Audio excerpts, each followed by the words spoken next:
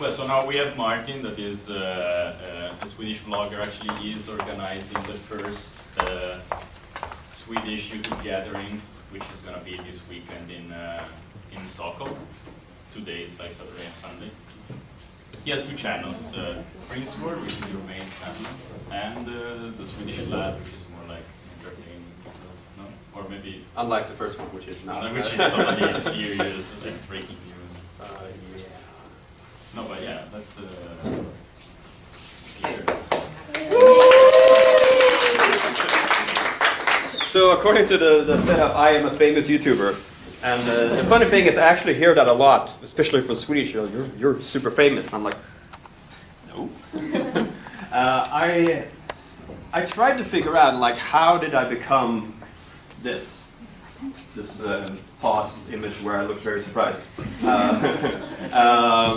So I thought I would show, this is like a 1-minute mashup I did yesterday, of kind of the range of what I do, from being very serious to very not so serious. I think you'll get the point, and we'll go from there. Okay, Mark, hit it. Yeah. Hey guys, it is right now as I'm recording 3:33 a.m. Hi, my name is not Sven. It's Martin. Ja. Without the pepperoni, please no one get that so damn corny. I'm without the pepperoni, please no one get that so damn corny. What do you mean overexposed? Hello. It's recording. What is now? How did you do that? Okay, so I asked myself, like, how did I become this? Because I think one thing you notice is that person is not that different to the way I am now. I'm very like, which is it's very non-Swedish in a way. Swedes tend to be like, they sit like, if there's 2 seats on the bus, there's 1 Swede. Behind us, one Swede. And if that Swede gets a little alcohol, he'll go from like, hey, I don't drink. So in the last few days, I'm trying to figure out how did I become this, because I wasn't like this way back. And I traced it to the 4th grade, which means I was probably 10, 11, I'm guessing, and it was early 90s, very early 90s. And in the early 90s, cue the dramatic music, I was being bullied a lot. I was the quiet kid. I was being bullied a lot, and looking back now, when I got to the 7th grade, I was more like this. I was a social person. I would talk to everybody in the class. I wouldn't, be part of a specific group in the class. I would kind of float around, and I call this the Chandler Bing method.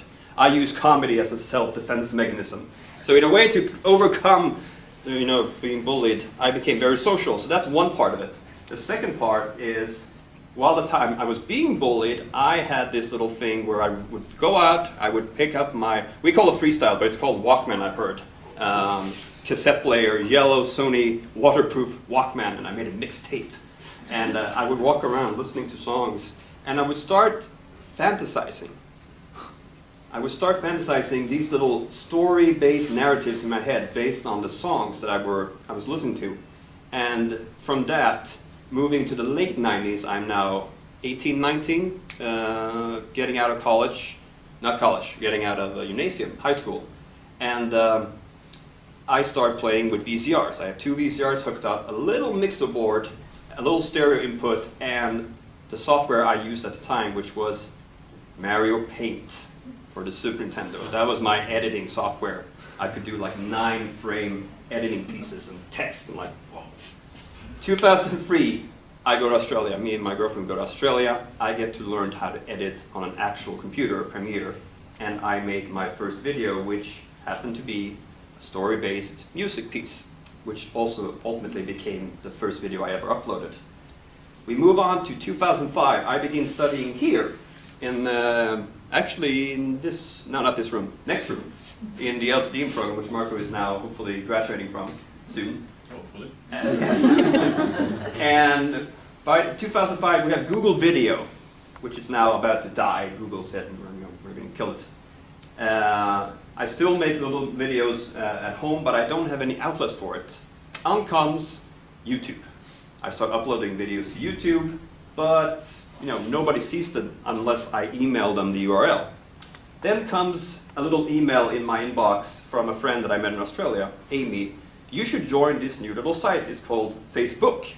I'm like, well, I should join this Facebook.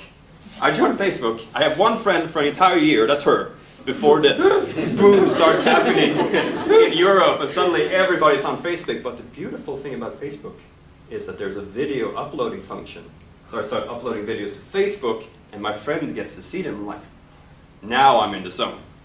On comes graduation 2008. I leave this place to go to Norway. In Norway, I decide I'm going to do video diaries. I'm going to put them on Facebook. But then someone from California says, don't put them on Facebook.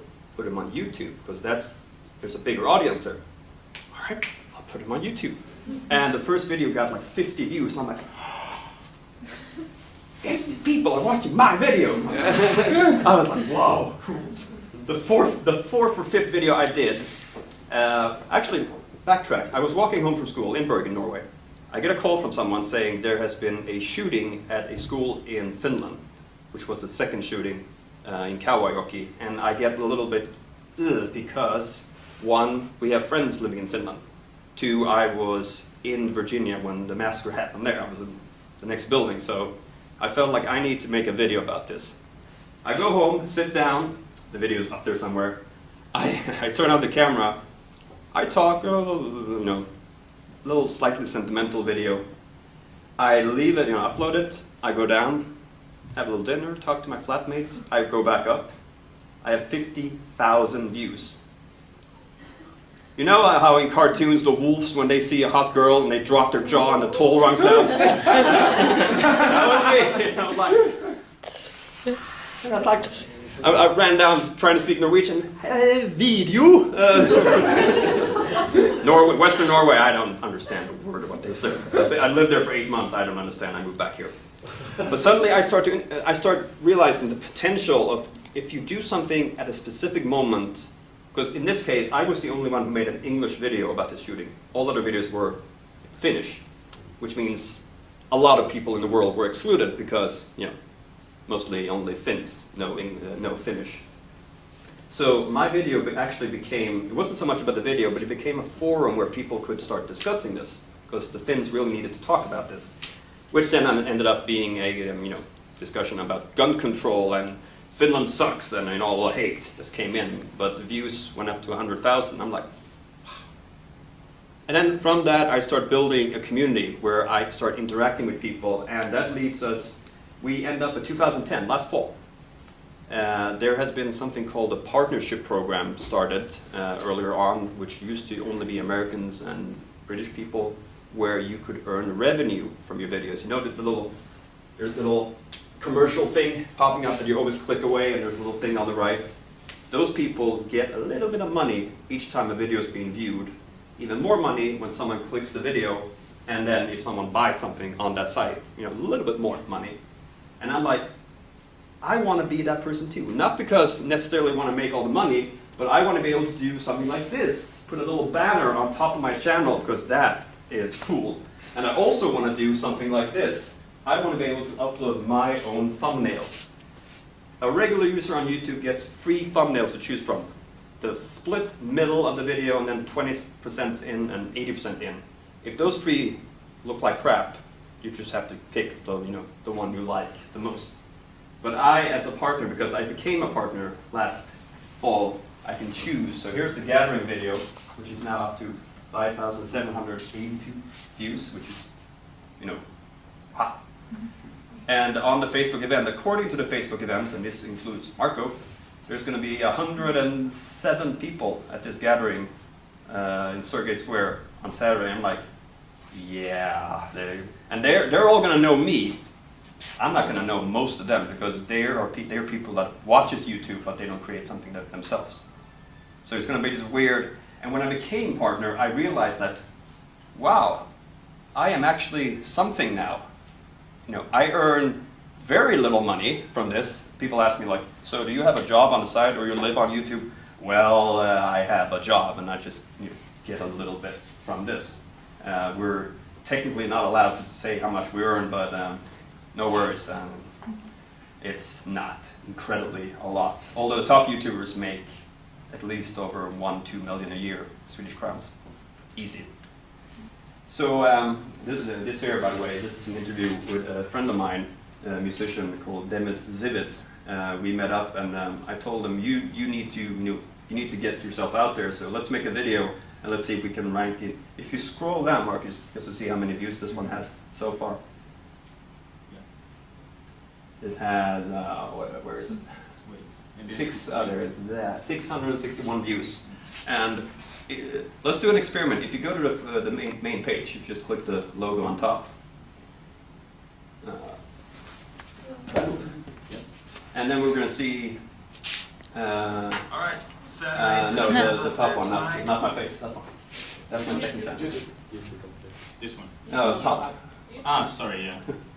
Go to the homepage and see, because when you're a partner, your videos are being put in a pile where they're randomly being shown here. So if you refresh this page, let's see how long it takes for any of my videos to pop up. This is the awkward part. What if it doesn't? Oh. Welcome YouTube gathering. Which means I get a little bit more views because people go to the homepage and they see this is someone's logged in, the channels they subscribe to. But this is always here, and, as well as the rising videos. Yeah. I love that one.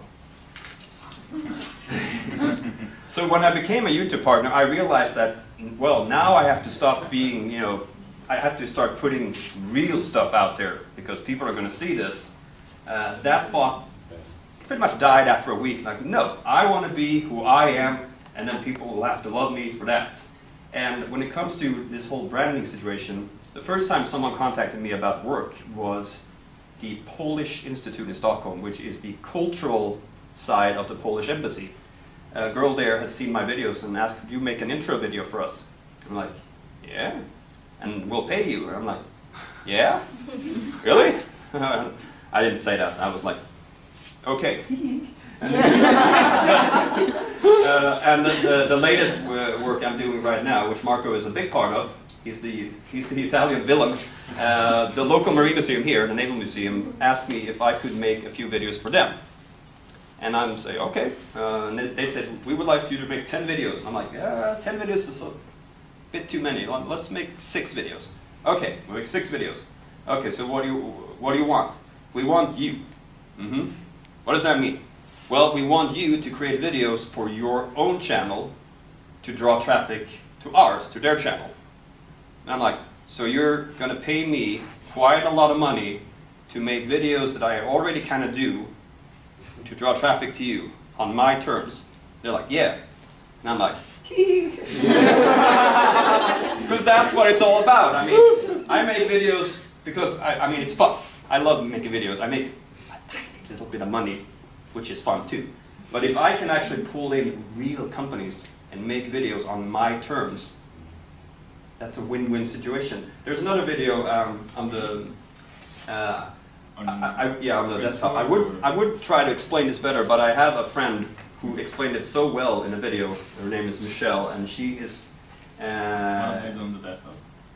It's called Marie Follier and Michelle Vargas in Bed. That's actually the name of the video. Let's pause it when it starts. And like having my stuff up online is the way I've gotten all of my video work. I've never advertised. I've never answered ads. Give it up for Marco! Yeah. Everyone has come to me because they found my videos. Right. And like having my stuff up online is the way I've gotten all of my videos. I've never advertised. Okay, small. Okay, let's pause it there. Answered ads. I like barely All right. Okay. Okay. So this is on Marie Forleo's YouTube channel. That's her website. And this girl, a friend of mine, is making videos for her, and she is paying her quite a lot of money to produce this. And in this segment, she is actually bringing her in to talk about what it means to make videos online and how one can actually benefit from it. So roll that tape. Right. And like having my stuff up online is the way I've gotten all of my video work. I've never advertised. I've never answered ads. I like barely ever. Everyone has come to me because they found my videos and they wanted me to do something for them. Yeah. Similar to what I was doing for myself. Right. So it's like a personal portfolio of 500 videos across like 3 years all over the internet. So people find me from all over the place and then want me to work with them, and it's like, great. Yes. You already know who I am, you know what I'm about, and then I end up attracting people that like me. Yeah, that are fun, that I want to work with. So I never have a problem finding clients. Awesome. Because all my shit's out there. I think she said it best. All my shit is. I have close to 200 videos on my main channel, and I don't know how many I've had on my cycle. Probably over 200 easily. So there are at least 450 videos across 2 channels, and then I make tons of videos for other people. We do collab videos where someone says, well, I have this idea, could you send me a clip? And yes, she does. I send her a clip, she puts it in her video so other people see me. Here's an example, I made a video for 5 Awesome Optimists. And that attracted people that weren't, in my subscriber range, but from that account, subscribers. So if you work together with other people, you suddenly can pull in all these other people to you because they say, oh, he looks like a cool dude. Even though, obviously, if you put yourself out there the way that I do get a lot of hate. Oh yeah, a fag. I'm like, I have a girlfriend, I'm a fag anyway. But which is also interesting because I have a big interest in studying how people behave. I used to have it before there was the internet. Now when there's the internet, it's like everything is out there. And there is this beautiful quote, which I have no idea how to obtain because it's somewhere. But someone wrote like, faggot. And I'm like, actually, the fagot is an instrument and I don't play it. And he responded back to me, it's like, whoa, you answered my comment, now you're fucking awesome. And I'm like, that says a lot about internet, because in Sweden you really shouldn't stick out too much. And the thing I'm doing here, I'm even leaning forward, I'm sticking out, which makes me, after hearing the intro to me, the initial talk, this whole branding, suddenly all of this kind of makes sense. I put myself out there by being me, and sometimes I make silly music videos, but that's okay. I think it's interesting, because before we were talking about hunting for employers, and then it's the opposite happening, you have your channel, you have lots of views and stuff, and then they are actually looking for you to actually work for them. So if you brand yourself a certain way, then it's then they find you. If you scroll down, let me illustrate, because we were talking about earlier how be the first one, at the Coca-Cola guy. So if we go down. I have 4,700. Right there. I'm pointing there, but you don't see that on the screen. So click on this, the 37 most. I'm the 37th most subscribed partner in Sweden. So here we have a list. So where am I? There I am. So look at the people, or look at the channels around me. Kept, music channel, Nobel Prize, institution, Universal Music, Kanal 5, TV channel, Ace of Base. I am head of Ace of Base, which means that when it comes to the stuff that I do, where I vlog directly into the camera, among these hundreds, there's probably 10 others at the most who do what I do, which means that I am unique. I finally came to that point. I am unique. This one, for example, she does tutorials how to learn Swedish for English people. But within the sphere where I talk English, because I speak English in all my videos, except for one where I speak German. That was a dare. Any Germans in here? Anyone who knows German? I said, ich bin ein schöner und schlanker Junge aus Schweden. And they were like, whoa. Google Translate. So really, what I do, this is my hobby, but I think within a certain amount of time, I will get more of this kinds of jobs where people ask me to do exactly what I'm doing, but they're paying me to do it. And that is a beautiful thing, because even though people are saying, oh, you're selling out because you're promoting companies, no. I am doing videos on my terms, by myself, for myself, and I get paid to do it.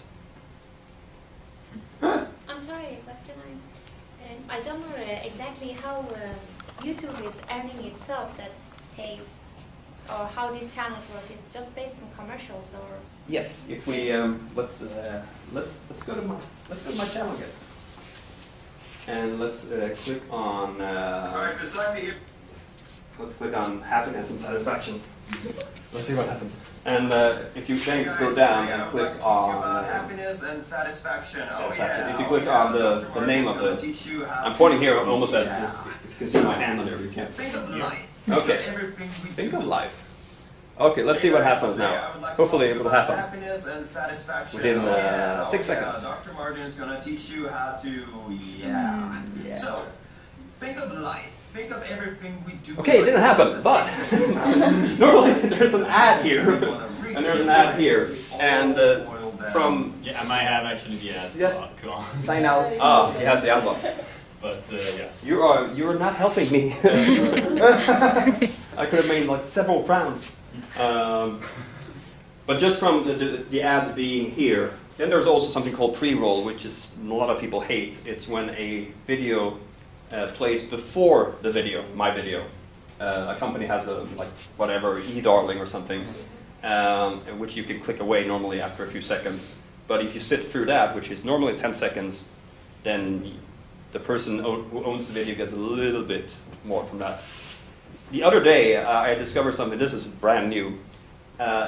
Just before my YouTube gathering video, I got a pre-roll video that was 15 minutes long. It was about Revelation and the Bible and the Middle East, and I'm like, and then my stock of YouTube gathering came, hello, and I'm screaming and stuff. So that was weird, but you know, I just sat through it to see what happened. But yeah, it's very biblical in a way that didn't really match the content of the video. And as you can see, a lot of people don't like me. 20 people don't like me. Don't like me. That's probably the amount of people in here. So if you just go in and click like, we can take the red bar down. Thank you. Thank you very much. Okay, questions. Let it be 2 ways. But also, I didn't get that point that you make a video for the other people, putting the traffic on their site. I didn't get how. Oh, the idea is I make a video which will be put on my channel where I tell people to go to that channel. It's called a shout out. You just talk about it. Yeah, I talk about it. Because if I had made videos for them and we had put them on their channel, yes, they would have videos there, but nobody would see them. So they're actually using my following, which is over 4,700 now, to gain some traction to their site. So for instance, with the Marine Museum, you're like sending them to the Marine Museum YouTube channel and also the Marine Museum website. Exactly, yeah. I link to them in the information which is underneath. Yeah. And as a little teaser, we put in like, if you comment on this video or we ask a question or something, and then we do a little lottery thing and someone gets something from the Marine Museum, like a shot glass or something. we force people to interact. And then they pay me to do that. Which is for me like, okay. It's manageable, like because now YouTube gives this option. Your video is there, and then some other related videos that you have more or less the same subject. But is it something that you, as a member, can do something with that, or if I can control? Yeah. And okay, so over here, the first couple of videos will be mine because I'm a partner, which means that I get to choose some of the first videos. But then here, Origami Box Destroy, not my video. Longboard Stockholm. Longboard Stockholm, the gathering, obviously, there's it reads off Sweden Stockholm gathering, and then it puts a related video there. And at the same way, if you play another video, my video will appear on the right. I mean, I guess that is based on the title. On the tags. What YouTube does, but I mean, it's not under your control. Well, I think the first 4 or 5 are always under my control because I'm a partner, which means that I get to choose the first 5. So how you can choose those 4 on the what's it called, the channel page, you can choose what videos you want to be played first. So I can actively choose which videos I will have there. So you could earn some money also based on that. Yes, I mean, if you tag a video correctly, I mean, if let's say, what's it, Evolution of Dance, everybody's seen that, the guy, if that is being played and my video happens to be the first one related, obviously I'm going to get a lot of views because it's right there. But then again, you have to, the same thing with the thumbnails, you can't put anything you want there. And you have to put it in a category that fits the content, otherwise YouTube will be mad and poke you. And the same thing with the tags, you can't tag it, you can't tag Stockholm YouTube Gathering with sexy hot boy. I guess you can, but it wouldn't be, I mean, there are certain guidelines you have to stick by, especially when you're a partner. You're not allowed to use copyright music unless you have express permission. There's a whole, every time I upload a video, I have to fill out like a whole form for anything, even if there's, maybe not if there's a McDonald's sign in the background, but if I use anything specific, like music, graphics, you know, a painting, I have to write how I got permission to use it. So I'm limited to only do things that's my original content. But even for these 4 that are down here, you cannot choose somebody else's video. No, here. no. Because then if you could earn some money actually. I mean, if you could put some video from, then you put these because your video has. Well, there is one way. If you scroll down, Marco, you can put video as video response. So continue down, all the way. Go. Okay, these two have asked, these 2 videos, they're people who made them, have asked to become video response of my video, and I get to approve them first. I mean, if it's something that's totally not related, I just don't accept it. But this one is Matthias, obviously, who's coming to the gathering. This is Julia, who's coming to the gathering. So they get to hang out. Their videos get to hang out with my videos, which means that because she normally gets like 15 views, but because she's a video response to this video, which gets a lot of views, she now has 122 views. Did you find that building, like selecting the right people to respond, and that builds sort of a community? Do you get some sort of social capital by helping people link their videos, and they might do something for you? And oh yeah, I mean, we were talking earlier how YouTube, the website itself, doesn't have a built-in system for communicating. You can send mails, but it's not a natural way. But all that happens inside videos. I mean, if you go up, I'm not sure if that's going to be a related video, but this one here, if you click on 4 to 10 second collab.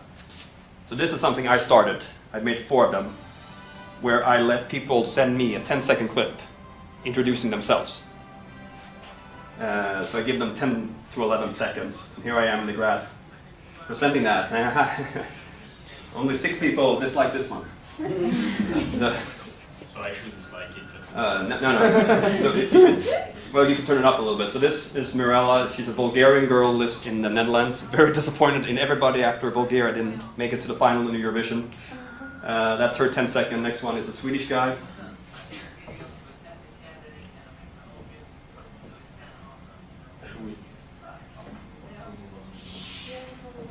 And so it just goes on. So, any other questions? Any? Yeah, maybe we can move on. I mean, I think actually it seemed like YouTube was... You're getting it, right? You're getting it. No, you didn't give candies, that's why no one... Yeah, the candy that was the first hour thing. Yeah. I haven't. Excuse me. Yes. What I noticed is like maybe you're jack of all trade, like you're not specific on what video you do. No. Okay. That's a good point, which I didn't make. No, I wouldn't say normally, but a lot of people will make video in a certain format, and they will do that over and over and over. The annoying orange, Ray William Johnson. But I haven't gotten to. That guy sent me a book. He lives in Seattle.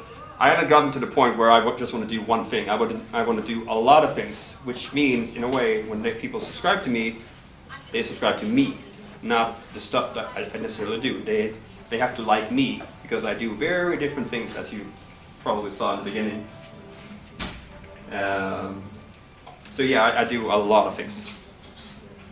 Which some people, I mean, if you really want to make it on YouTube, you should stick to one thing, but no, that's not what I do. I do have 2 channels where the princeword channel is the main channel where I put slightly more produced stuff, and the second channel is I can just flip on a camera and start talking. And on that I have less subscribers, but people that I kind of know more. So it's more personal in a way. Anyone else? No. Okay, so Well, thank you very much. Yeah. Actually. Thank you so much. It